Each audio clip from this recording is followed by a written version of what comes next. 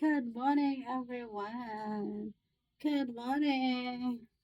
Let's do some exercises, guys. This one to flat my tummy. Doing like this, guys. Can flat my tummy and configure my butt. My daily exercises. And I'm doing like this, guys. Every day. 1 hour exercise, guys. 1 hour exercise like this.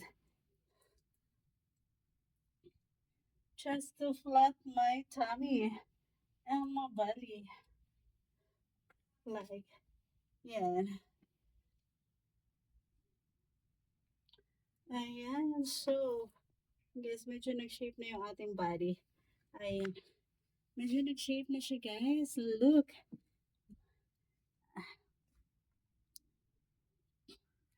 Medyo nag-shape na yung aking body, guys. Ayan, yung aking legs. Ayan. Kailangan lang, ayan. Iano natin yung legs natin. Ganyan. Every morning. Every morning, I'm doing like this. Every morning, guys. Ayan. Exercise like this, guys. Can bigger my legs. Yan.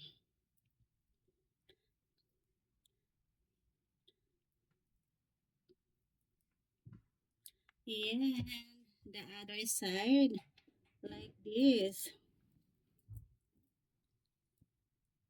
Yan.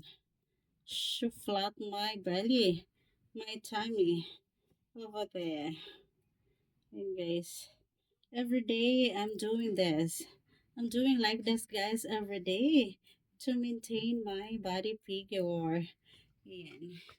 Other side, my daily routine.